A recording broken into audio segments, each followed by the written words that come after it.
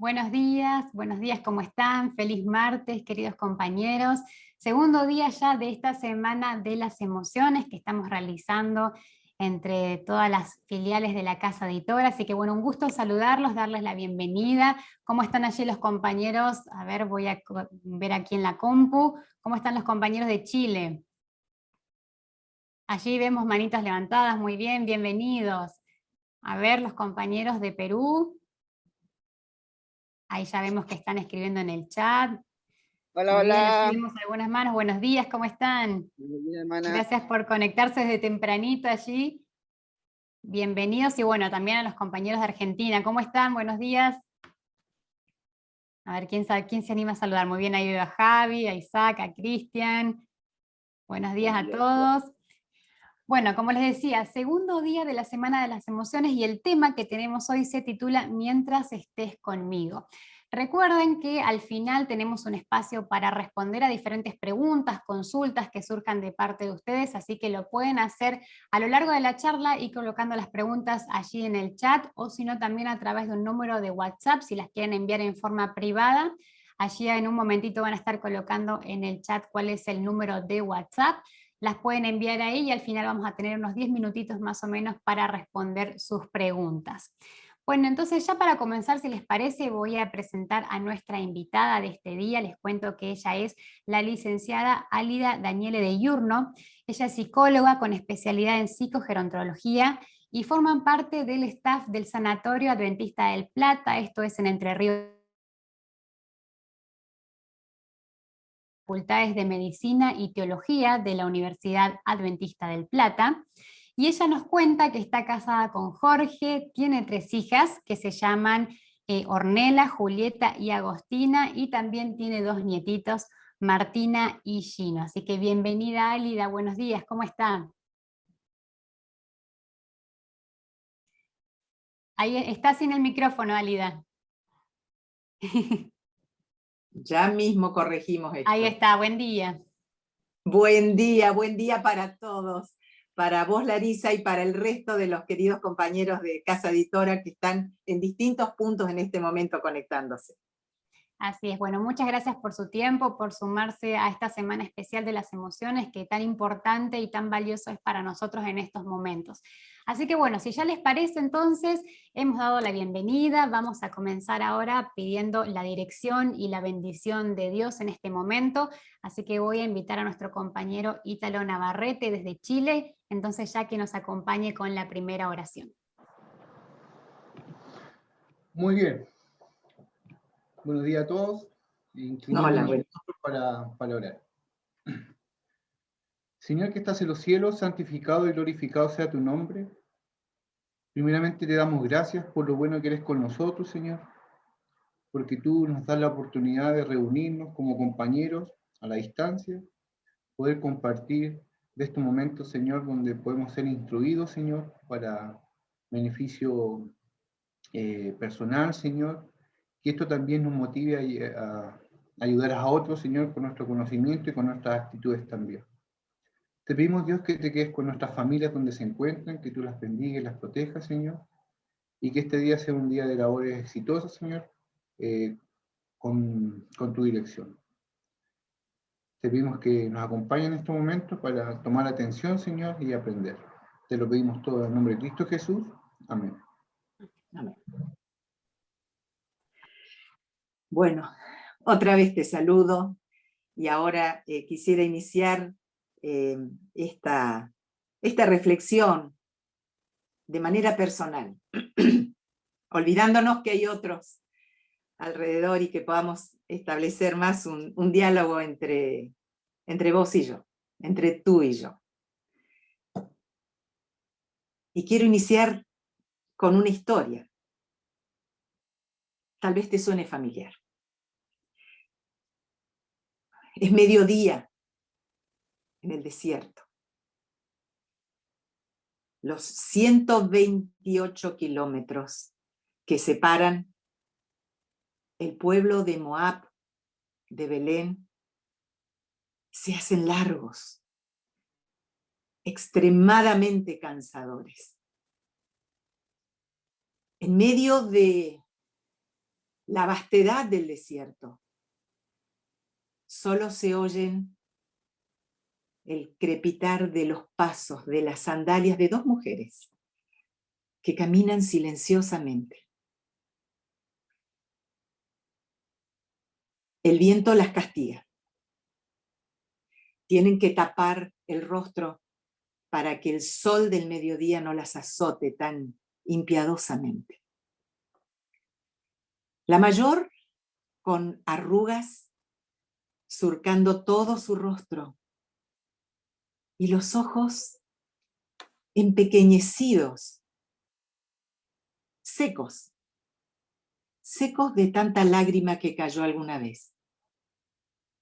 Acompañada, sostenida por el brazo de una mujer más joven, con el rostro pintado de dolor también, pero con más energía, con más fortaleza que esta ancianita a quien está acompañando.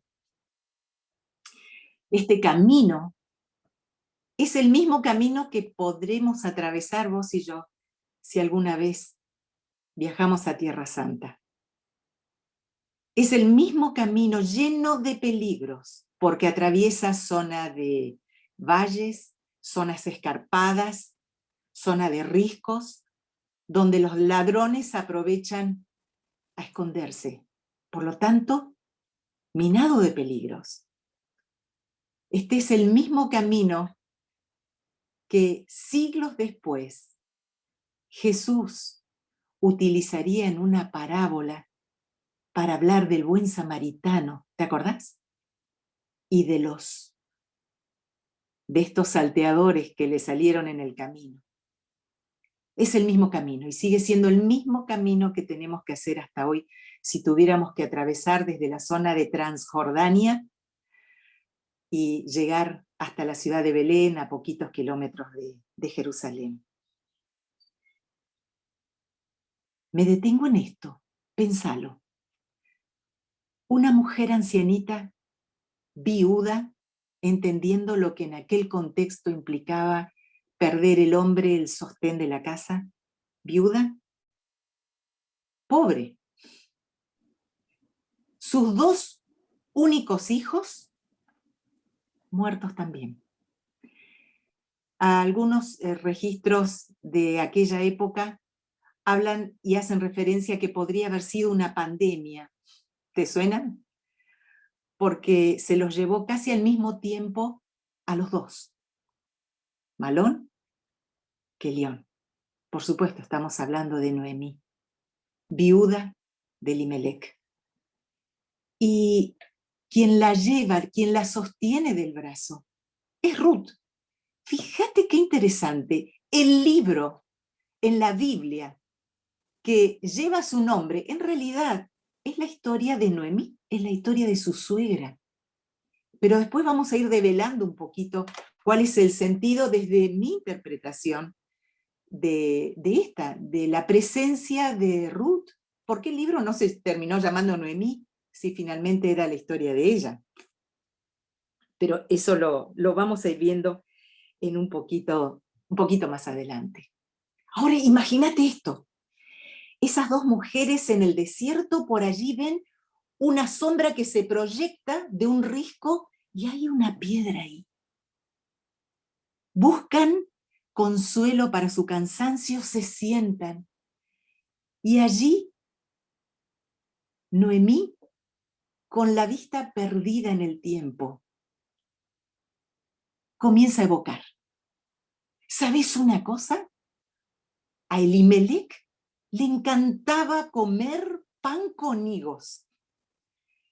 Y cuando hicimos ese viaje de Belén para acá, para Moab, traía tantas hogazas de pan e higos secos, y para él era una fiesta. Ruth asiente. Ha escuchado tantas veces esa historia, tantas veces. Pero ¿sabes algo? Cuando alguien está de duelo, cuando alguien ha perdido un ser querido, necesita ser escuchado y contar la historia 1, 100 y 1000 veces, porque es la manera de ir sanando, de ir cicatrizando ese dolor. Y Noemí prosigue. Ah, mira, allá, justo allá, Malón, tu marido, era tan chiquito, pero tan vivaz, tan inquieto, que cuando caía la noche caía rendido. Y ahí recuerdo que en ese viaje se acostó a descansar. Suspiramos de alegría, por fin se durmió. Y nos costó tanto despertarlo al otro día. Y a todo esto Ruth asintiendo. Ruth escuchando. Ruth no objetando. No diciendo, pero ya me lo contaste tantas veces. Cambiemos de tema. Sino haciendo de un soporte real, emocional, importante, clave, para poder ir recuperándose del duelo. Aunque ella también estaba de duelo. Pero como dice en el versículo, estoy leyendo la Nueva Traducción Viviente, en el versículo 13 del libro de Ruth, es la misma Noemí la que aclara la situación ante sus dos nueras y dice, la situación es mucho más amarga para mí que para ustedes, estaba órfana en ese momento todavía, porque el Señor mismo ha levantado su puño contra mí. ¡Qué dolor! ¡Qué dolor en la mente y en el corazón de esta mujer! Sentir que no había nada que pudiera llenar ese vacío. Y todavía más, sentir que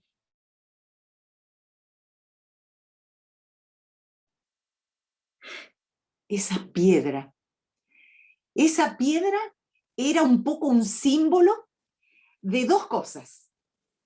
Por un lado, para Noemí, mirar hacia adelante era volver hacia el pasado, mirar hacia dónde iban, hacia Belén, era evocar recuerdos de aquella partida, era evocar los momentos en que juntaron todas sus cosas en aquel carro y con las manos levantadas dijeron adiós a la familia, a los conocidos que quedaban en Belén, en medio de una hambruna total. ¿Saben ustedes, de paso, un escritor, un historiador muy renombrado en nuestros días, Yuval Harari, él dice que hay 3 flagelos que sistemáticamente fueron diezmando la humanidad: las guerras, la hambruna o las hambrunas y las pandemias. Él dice que hoy en día, en realidad, el hambre no es tan problemático como la sobrealimentación. Nuestra gente está muriendo por mala y sobrealimentación, aun cuando hay hambre en el mundo. En la época de Noemí, la pandemia se sumó a una hambruna que estuvo previamente y fue el motivo por el cual ellos habían abandonado como familia la ciudad, el pueblo de Belén, la ciudad de pan, como significa literalmente. Así que por un lado se veía aquel pequeño núcleo de casas que era Belén, que simbolizaban el pasado doloroso, pero también buscando un futuro diferente. Y mirando hacia atrás estaba Moab, estaba la tierra donde habían encontrado un hogar, donde habían comenzado a trabajar, a hacerse su núcleo a través de amigos, donde sus hijos se casaron, pero también donde hubo muerte, donde hubo desolación y donde finalmente hubo tragedia, soledad. Ella queda sola. Así que esa piedra donde están sentadas está un poco representando 2 escenarios tan diferentes que forman parte un poco del duelo cuando hemos perdido a alguien querido. Aparecen distintos recuerdos que nos conectan con una historia más remota y una historia más reciente. Noemí llora, Noemí se enoja, Noemí siente miedo. Y en este miedo, en este enojo, también menciona a Dios porque siente que Dios la ha abandonado. Lo dice cuando llega después a Belén y apostilla el paso. Qué importante que es en esos momentos la compañía afectuosa, pero sin contradecir. A veces, cuando tenemos algún deudo cerca, optamos por decirle, no digas esas cosas, Dios te va a castigar. Y lo cierto es que nada está más lejos que el Espíritu de Dios, que es amor. Son formas de ir procesando el enojo. Ahora, esperemos al final de la historia, pero recordemos esto. No es momento de juzgar, de criticar, sino es momento de abrazar. Ni siquiera de hablar demasiado. Si te fijas, no hay intervenciones de Ruth prácticamente. Solamente aparece esa frase tan balsámica, ¿no? Cuando le dice, no me pidas que te deje, no me pidas que te abandone. Porque tu pueblo va a ser mi pueblo. Yo donde viva, yo voy a vivir también. Yo voy a estar con vos. Tu pueblo será mi pueblo. Tu Dios será mi Dios. Qué expresión maravillosa de fe. Pero fuera de esa intervención, no la escuchamos en todo ese camino intervenir a Ruth. Está acompañando. Hoy diríamos, está haciendo un acompañamiento terapéutico maravilloso. Era estar al lado, era sostener a esa ancianita que ya tenía muy pocas fuerzas. Saben que cuando estamos pasando por momentos de dolor, algunos estudiosos hablan de 3 actitudes que puede tomar el entorno respecto de la persona que ha perdido el ser querido. Una es la del muro de silencio. No se habla de la persona que falleció. Se evita hablar cualquier cosa que haga relación con ella. Y eso genera todavía más dolor en la persona. El segundo estigma es la manera de ir aislando al deudo. Puede ser la indiferencia, la actitud indiferente y superficial. ¿Cómo estás? ¿Todo bien? ¿Estás bien? ¿Todo ok, no? ¿De qué estamos hablando? ¿Todo ok? Frases superficiales sin sentido, que nada están ayudando al que está pasando mal. La otra actitud que puede también permear a quienes están rodeando al deudo es la de dar consejos. ¿Sabes una cosa? Yo te aconsejo que dejes atrás esta historia. Ya tenés que empezar una nueva página. ¿Por qué no haces terapia? ¿Por qué no dejas de hacer terapia? ¿Por qué no vas? Yo me enteré de un grupo que está reunido de deudos y que trabajan, y hay gente que le está yendo muy bien. Como si esos consejos pudieran ser escuchados por alguien que está realmente lastimado. Ninguna de las 3 actitudes son de ayuda, son de un bálsamo para quien está sufriendo. Y a veces también hay una cuarta actitud que tiene que ver con la propia autoestigmatización, que surge de la persona que está sufriendo. Entonces interpreta sentimientos, actitudes de otras personas como que la están juzgando, como que están pensando mal de ella. Entonces empieza a aislarse, empieza a sentirse perseguida, empieza a sentirse de menos, autovalorada, invisibilizada. A veces es el entorno, pero muchas veces es propio de la misma autoestigmatización. Qué importante tener en cuenta esto. Ahora, volviendo a la historia y volviendo haciendo un poco una conexión con lo que nos sucede, con lo que te sucede a vos, o te pudo haber sucedido, o te puede estar sucediendo en este momento, o tal vez a mí. De parte de, como deudos, ¿no? Como personas que hemos perdido seres queridos, podemos tener 2 actitudes. Una es la de evitar hablar del tema. Porque si hablo del tema me parece que no voy a poder tolerar semejante tristeza. No voy a poder creo que me voy a volver loca. Creo que es tan pesada la carga que puedo perder el control de mi vida, entonces prefiero no hablar. Y está el otro grupo de personas. Tal vez seas de ese grupo, donde el hablar es importante todo el tiempo, y todo el tiempo de esta persona. Es como si estuviera viva todavía. Entonces, puede ser que el solo pensar en la posibilidad de la ausencia real de esta persona sea tan intolerable que la tengo que hacer sentir que está presente para no sufrir tanto. La actitud de evitación y la de presencia real, omnipresente, en todo momento de la persona que se fue. ¿Sabes qué? Reaccionamos como podemos, no como queremos. Y en esto está bueno ser compasivos con nosotros mismos. Aprender a aceptarnos. Reaccionamos con las herramientas y las estrategias que tenemos, con lo que aprendemos, con lo que vimos, como nuestra familia actuó ante las situaciones de crisis, de pérdida. Es muy posible que yo reaccione de esa manera. ¿Está bien? ¿Está mal? No, está. Es así. Es así. No te olvides de eso. Reaccionamos como podemos, no como queremos.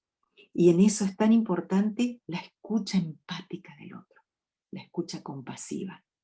Ojalá ese amigo que esté dispuesto a escuchar unas 100 veces la misma historia. En realidad, cada vez, aunque parezca la misma, la historia va a ir evolucionando porque tus emociones van a ir sanando, pero necesitas tiempo. ¿Qué puede ayudar en ese procesamiento?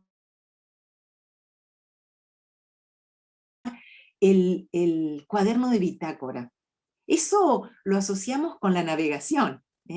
Los capitanes de barcos llevaban un cuaderno muy cerca del timón y de la aguja magnética que marcaba el rumbo, ¿no?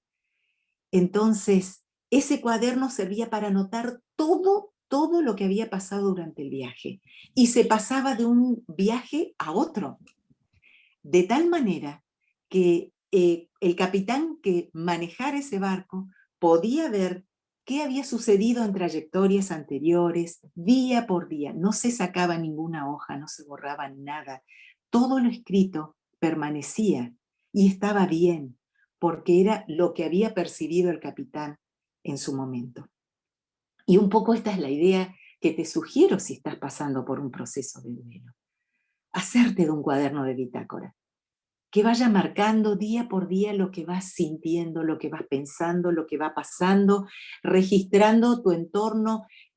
No importa cómo lo pongas, no borres nada, no taches nada, porque eso va a ayudar a tu proceso de sanación interna.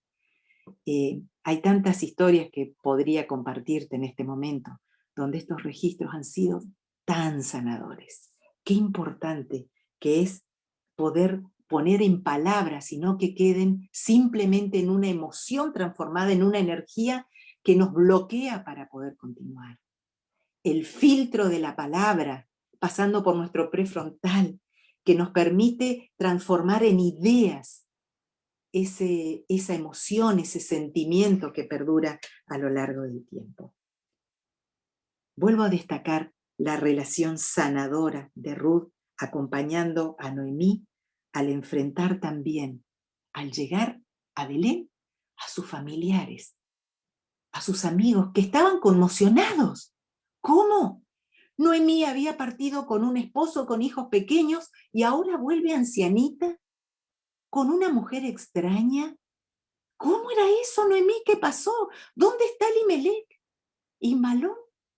¿Y Kelión? Y la veo a Ruth tomando fuerte el brazo de su suegra, acompañándola, probablemente explicando y poniendo en palabras cuando ella se quebraba, al decir, miren, no me llamen más Noemí porque la verdad es que no soy ni dulce ni agradable, soy amarga, soy Mara, porque la tragedia se cernió en nuestra casa. Y allí acompañándola para que pueda enfrentar. Si hay algo que es difícil en un duelo, es explicar. Muchos pacientes me han dicho, me he encerrado en casa para no tener que dar explicaciones. Trato de no recibir amigos para no tener que contar. Así como te decía, algunos necesitan hablarlo, otros lo procesan de una manera más interna.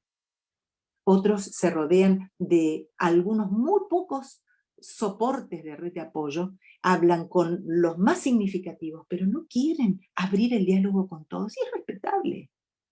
Pero ahora la encontramos a Noemí teniendo que dar explicaciones a todo un pueblo, aquellos que la conocían, ¿no?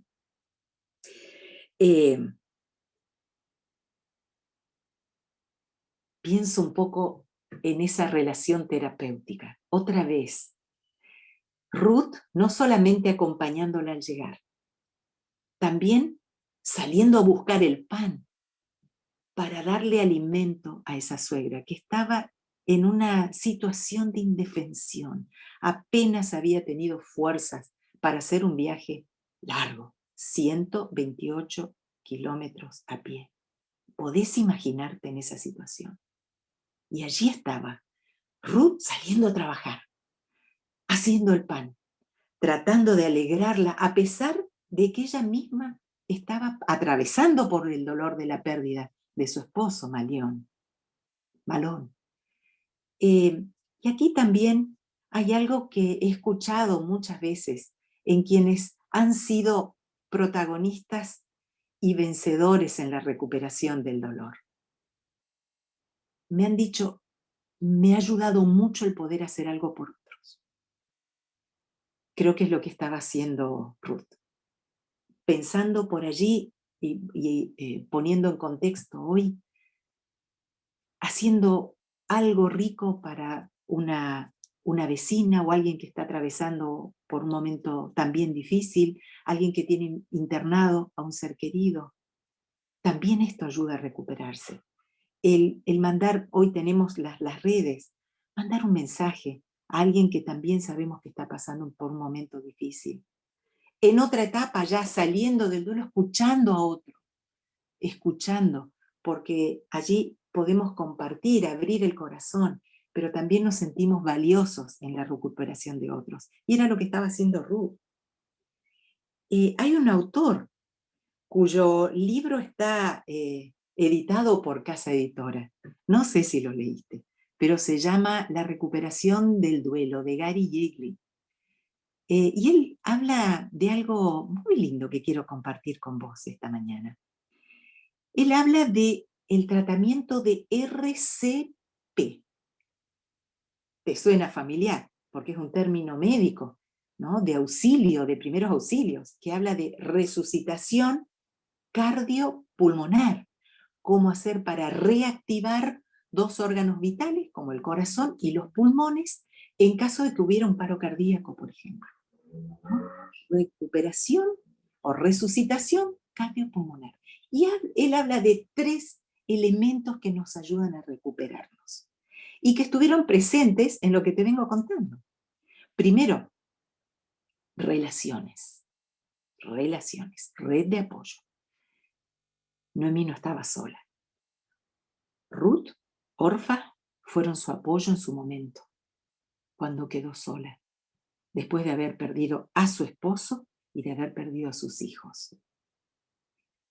De paso voy a tomar aquí una frase que utiliza mi esposo siempre. Cuando perdemos un esposo, una esposa, somos viudos. Cuando perdemos nuestros padres, somos huérfanos. Pero hay un dolor que no tiene nombre, porque no es esperable que suceda, que es la pérdida de los hijos. Fíjate. Y en esa pérdida devastadora, sumando tragedias, estaba Noemí. Por eso el apoyo tan compasivo, tan presente, tan nutricio de Ruth para con ella. Relaciones en momentos de duelo, de pérdida, necesitamos de una red de apoyo. ¿Quiénes son aquellos que pueden formar parte potencialmente de tu red de apoyo? ¿Con quién abrirías el corazón? quiénes estarían para suplir materialmente algunas necesidades. Estas son cosas que tenemos que pensar, porque son recursos, no en el momento que ocurren, sino ir trabajándolas antes. Porque de la misma manera en que espero tener una red de apoyo para mí, yo también puedo formar parte de una red de apoyo de otras personas. Entonces, esto de las relaciones, como dice Yegli, es básico. Es lo que nos ayuda a sostenernos en momentos críticos. La resucitación tiene que ver con buenas relaciones, buena red de apoyo, red de contención. La segunda cosa que él habla es de la comunicación. Fíjate que estuvimos viendo y validando todo el tiempo a una Noemí que necesita expresarse, que necesita llorar su amargura, su soledad, su desesperación, su sentirse sola, aunque no estaba sola, pero ella experimentaba ese vacío interno. Comunicar lo que sentimos, qué importante que es esto, a través de, como decíamos, registros escritos, orales, a través de abrirse con un amigo, tener un grupo de apoyo, ¿sí? Hay, en algunos lugares existen lugares donde, por ejemplo, padres que han perdido a sus hijos, sé que ahora con el tema del COVID en algunas ciudades también se han formado grupos para trabajar y contener a aquellos que han perdido, que incluso ni se han podido despedir a través de un funeral de sus seres amados. Entonces buscar esta manera de comunicar lo que vamos sintiendo, porque también es una manera sanadora. Y finalmente, el último eslabón que presenta Larry Yegli, habíamos hablado de relación, de poder expresar el dolor, poder procesarlo, y la última, él habla de la participación. ¿Qué es esto? De poder ir de a poco reinsertándonos a nuestra vida anterior. Por ejemplo, si íbamos a la iglesia, retomar esto. No, pero me van a preguntar. Anda cuando ya empezó la reunión y relájate antes. Vos controlas la situación, pero es bueno que puedas ir. Está bueno que puedas empezar de a poco a activarte en aquellas cosas que hacías y te hacían bien. Lo mismo con el tema del trabajo, progresivamente. Verás, no irás todas las horas que corresponde ir a trabajar, pero anda, pasá por tu oficina, pasá por tu lugar de trabajo. Saludá, encontrate con tus compañeros, volvé, al otro día vas, mirás algunas cosas básicas, te retirás, te vas escuchando. Entonces, qué importante que es que podamos ir de a poco activando nuestra participación. Y de hecho, fíjate que lo hizo Noemí. En Ruth, capítulo 3, el versículo 1, mira lo que pasa. Un día, después de que vamos a saltar todo lo que pasó en la era y cómo se ganaba, cómo juntaba las espigas Ruth, dice, Noemí le dijo a Ruth, hija mía, es tiempo de que yo te encuentre un hogar permanente para que tengas un porvenir asegurado. ¡Qué bárbaro! Una suegra que ahora deja de pensar en ella y empieza a pensar en el futuro. Empieza a ver de qué manera y entra activamente a participar en el futuro, no solo de ella, sino también en el de Ruth. Vamos a buscar, le dice, un Goel. ¿Qué era un Goel? Un redentor. Vos sabés el resto de la historia, pero quiero resignificar esta palabra. Goel significa redentor. Es la primera vez en la Biblia que se utiliza esta expresión, y la usó Noemí. Busquemos nuestro Goel. Y la pregunta que pienso en esta mañana es, ¿quién es tu Goel? ¿Quién es mi Goel en los momentos de aflicción, en los momentos de dolor? Qué importante que es esta actitud ahora de una Noemí, que es como decir, se para y se pone en actividad e instruye a su nuera en algunos rituales como esto de descubrir el pie de vos, para que la redima, que se acueste a sus pies a la noche después de que él haya cenado. Esas cosas no eran parte de la cultura de Ruth, pero sí de Noemí, y ella la instruye activamente. Salió del estado de dolor, de amargura, de sentirse vacía para empezar a actuar proactivamente hacia adelante. Ahora, esta historia tiene un final feliz. Ruth, acompáñame si estás con la Biblia, en el capítulo 4, versículos 13 hasta el 16. Ya saben cómo fue, ya sabés cómo fue que Boz termina casándose con Ruth, y dice, así que Boz llevó a Ruth a su casa y la hizo su esposa. Final feliz, ¿no? Como un cuento de hadas, de haber empezado sin nada, era la imagen de la tragedia misma, ver a esas dos mujeres caminando por el polvoriento desierto, rumbo hacia Belén. Ahora aparece la restauración, apareció el Goel, el Redentor. Cuando se acostó con ella, el Señor permitió que quedara embarazada y diera a luz un hijo. Entonces las mujeres del pueblo le dijeron a Noemí, alabado sea el Señor, que te ha dado ahora un Goel, un redentor para tu familia. Que este niño sea famoso, conocido, dicen otras versiones, en Israel. Que él restaure tu juventud y te cuide en tu viudez, pues es el hijo de tu nuera que te ama y que te ha tratado mejor que 7 hijos.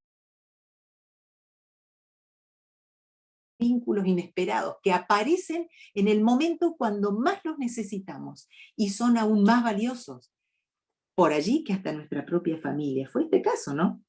Entonces Noemí tomó al niño. Imagínate ahora la escena, las manitos temblorosas, esa ancianita que había vivido tantos duelos, tantas pérdidas, que llegó a decir soy amarga, ahora contemplando la vida, contemplando la renovación de la esperanza en ese niñito. Dice que lo tomó contra su pecho y cuidó de él como si fuera su propio hijo. Y ahora el entorno que antes le había dicho, ¿qué pasó, Noemí, con esto? Le dice, las vecinas decían, por fin, ahora Noemí tiene nuevamente un hijo.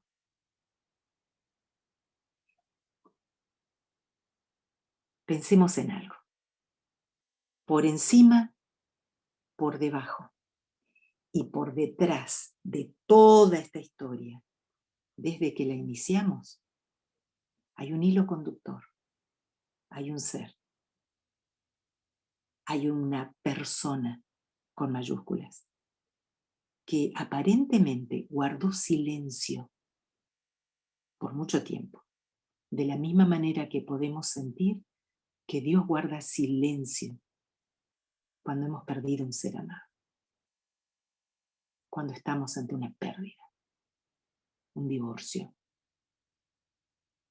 hijos que están lejos de nosotros, atravesando batallas donde pensamos que las van a perder, por ahí batallas contra las drogas.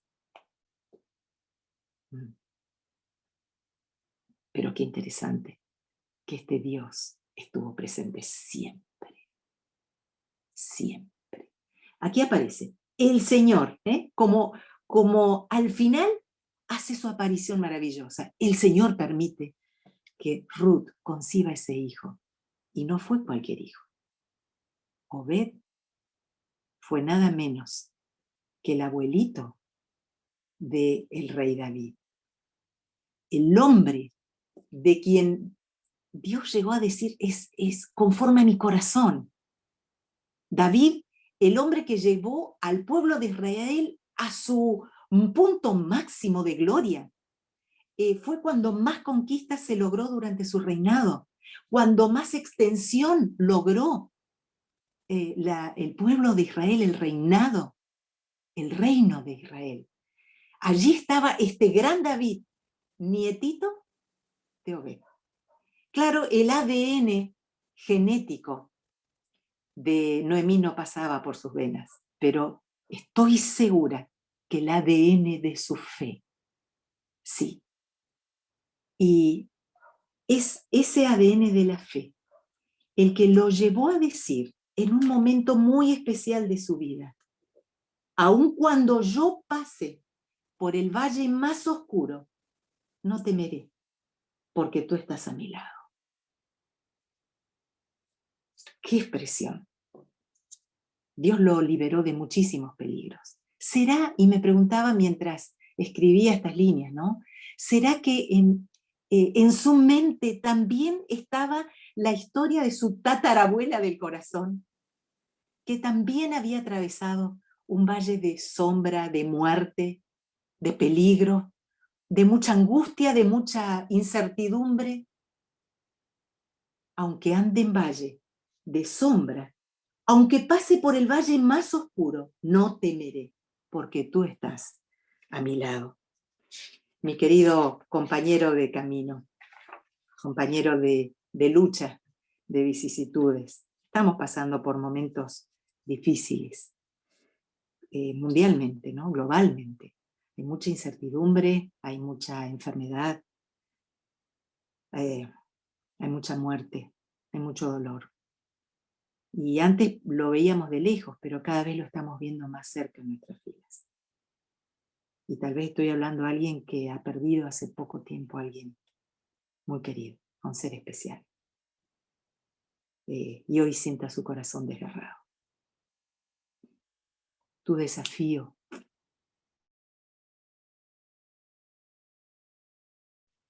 que sea pasar, transformar la condicionalidad de cómo empezamos el tema, ¿no? Mientras estés conmigo,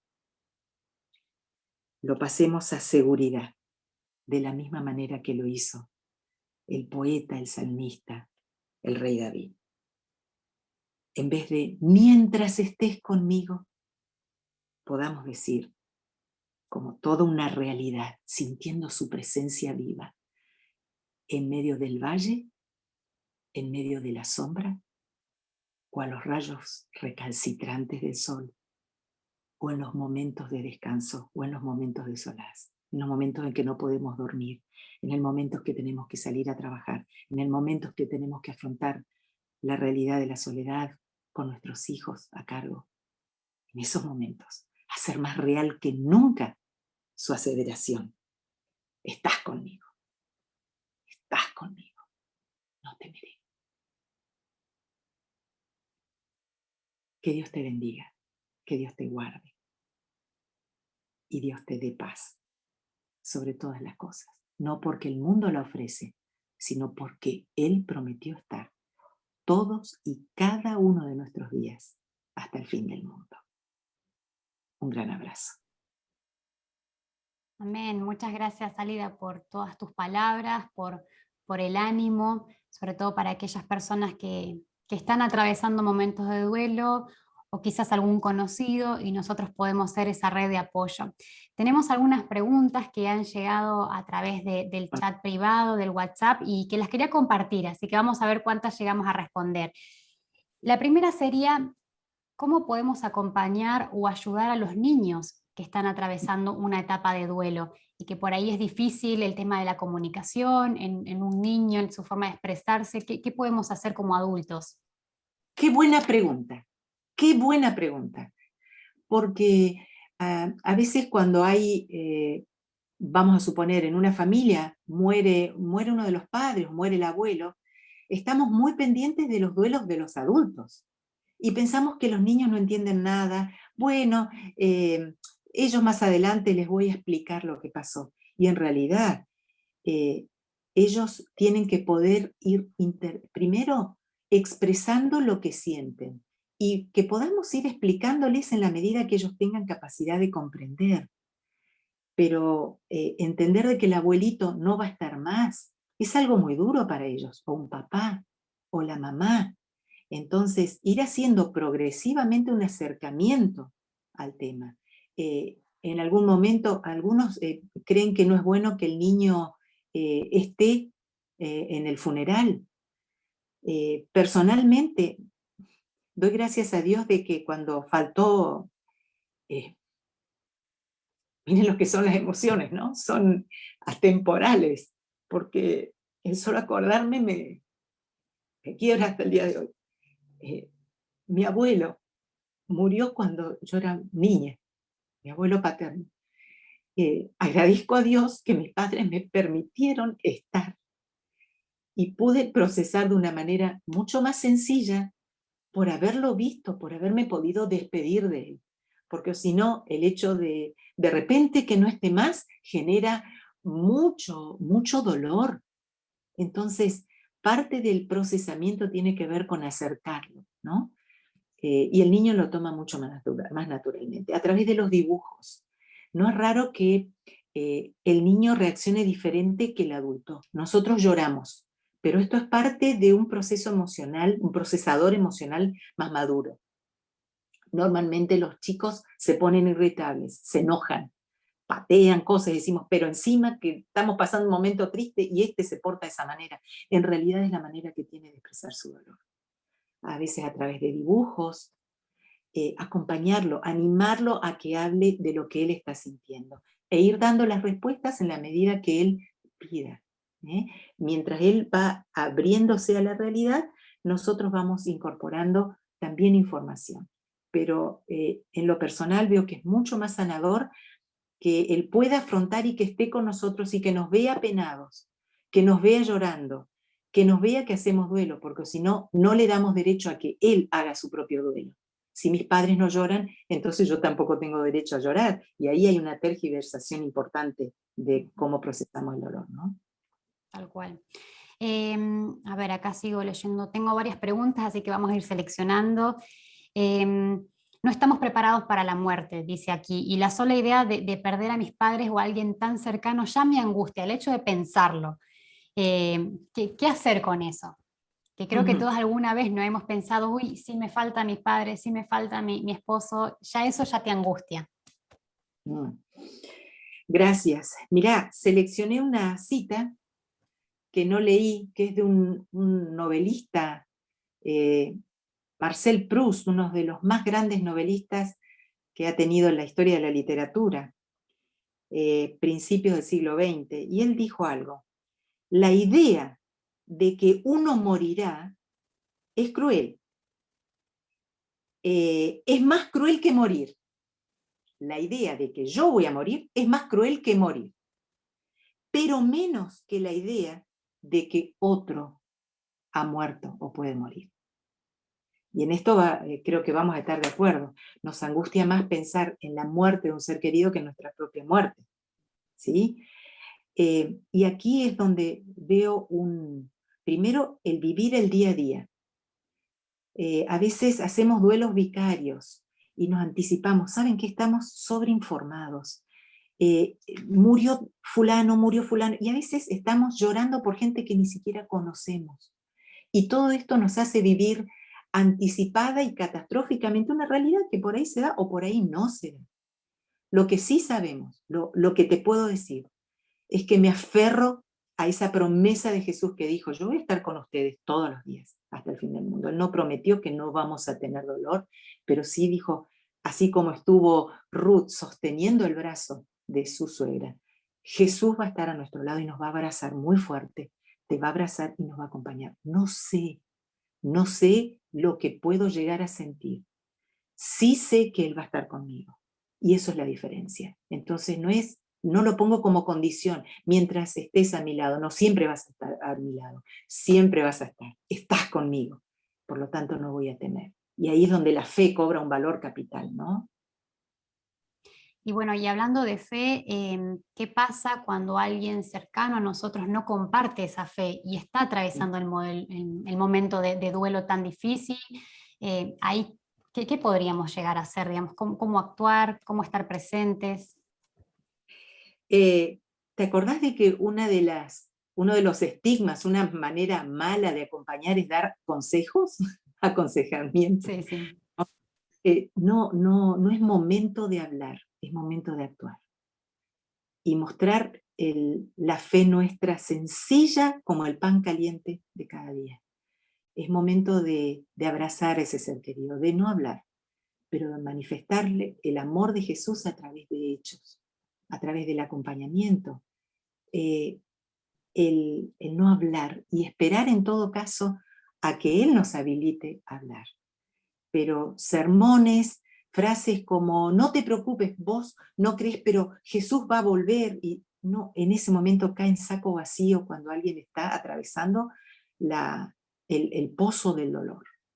Entonces, creo que, como decía un rabino muy importante también, lo mejor que podemos hacer es estar al lado del otro de una manera inteligente, práctica, compasiva, viendo qué necesita, ser sensible a su escucha, escucharlo 100.000 veces como hizo Ruth con Noemí, pero no hablar, no es momento de hablar, es momento de actuar. Muy bien. Bueno, tenemos una pregunta acá también. Cuando un familiar se suicida, ¿no? ¿Es real pensar que esa persona no va al cielo por haberse quitado la vida? ¿Cómo tratamos a esas personas que le pasa esa situación y qué decir, ¿no? Gracias, qué pregunta, qué pregunta. Esto solo habilita que podamos seguir conversando un buen rato más, pero voy a tratar de sintetizar. Bien. No entendemos la verdadera naturaleza del suicidio si además del estigma que veníamos hablando, que es esta sensación de infravaloración que siente el que ha perdido el ser querido, de aislamiento, hasta a veces de mirada, podemos sentir la doble condena, que es la condena social. ¿Qué le habrá pasado? Mirá, de tal familia, ¿no? Y empiezan los interrogantes sottovoce, y creo que lo peor que podemos hacer es ponernos en el lugar de Dios. Y por años hemos sostenido por allí, en algunos casos, de que estas personas no van a compartir la alegría del cielo con quienes somos salvos, quienes seremos salvos. Primero, me parece una presunción increíble porque es ponernos en el lugar de Dios. Y segundo, es no entender la naturaleza de quien se quita la vida, entender lo que pasa. Los que estamos tratando de apoyar y sostener a estas personas, sabemos de que, miren, se habla de un rapto psicótico, es la mejor definición que escuché. En realidad, pensar que la vida, sostener la vida, es una cuestión instintiva. Si en este momento yo hiciera esto y tirara contra la pantalla, automáticamente vas a hacer así, aunque estamos varias pantallas de por medio. ¿Por qué? Porque el instinto hace que nos protejamos. Cuando una persona se quita la vida, ha vencido varias barreras y lo ha hecho patológicamente, claro. No se ha sentido bien, puede ser una depresión profunda, una desesperanza donde ya no vio horizonte en la vida, puede ser una cuestión impulsiva. Hay muchas razones que no está en nosotros juzgar, pero que tienen que ver en todo caso con que esa persona no estaba bien psíquicamente. Entonces, lo miramos más desde el lado de patología. Entonces, dos razones. Primero, no estamos en lugar de Dios. Gracias, Señor, de que no nos has puesto en jueces para saber quién sí, quién no. Segundo, entendamos la naturaleza de lo que sucede cuando alguien se quita la vida. ¿Qué pasa allí? ¿Qué pasa en su cabeza? No lo podemos saber, pero sí sabemos que es algo contra natura, contra algo instintivo como es el cuidar y proteger la vida. Entonces estamos hablando de patología. Entonces, respetuoso silencio, y va la idea que habíamos dado antes, ¿no? Estar con esa familia, abrazarla muy fuerte y ayudar a desculpabilizar, porque suele buscar ayuda profesional, por supuesto, en caso de que sea necesaria, pero el estigma es muy grande. Proteger a la familia sobre todas las cosas. Muy bien. Bueno, muchas gracias, Álida, por contestar estas preguntas. Quedaron algunas más en el tintero, pero ya no tenemos tiempo. Sabemos que ahora tenés que continuar con tu labor, así que te agradecemos muchísimo por haber compartido esta charla, esta reflexión basada en la Biblia, que bueno, tenemos que tomarla, ¿no?, como base para afrontar las etapas de duelo. Así que muchas gracias. Un placer enorme, Larisa, y un cariño grande y un abrazo virtual para cada uno de ustedes. Dios quiera que alguna vez nos podamos dar en persona. Un abrazo. Así es. Bueno, muchas gracias. Y ahora sí, entonces, compañeros, ya vamos a cerrar la charla del día de hoy. Vamos a pedir entonces a Juan Sánchez, compañero aquí de Argentina, que pueda cerrar con la última oración. Y les recordamos entonces que mañana a las 9 hora Argentina, 8 de la mañana hora Chile y 7 hora Perú tenemos una nueva temática.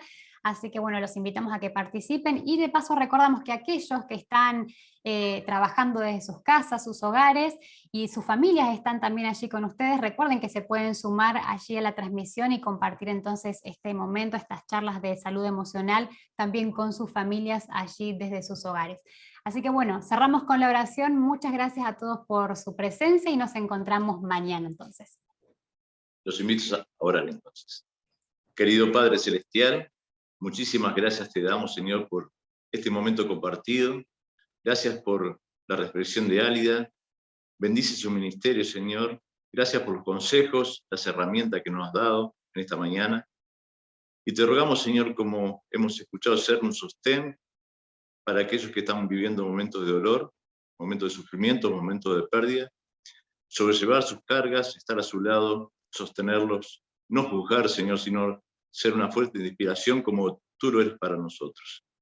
También pedimos tu presencia en esos momentos difíciles, que podamos aferrarnos a ti, Señor, para sostenernos en momentos de dolor y que seas una esperanza y un bálsamo para nuestras vidas. Bendice a todos los que representamos esta gran familia, la haces, donde quiera que estén, sus familias, sus hogares, que tus ángeles puedan morar allí. Lo pedimos en el nombre de Jesús. Amén.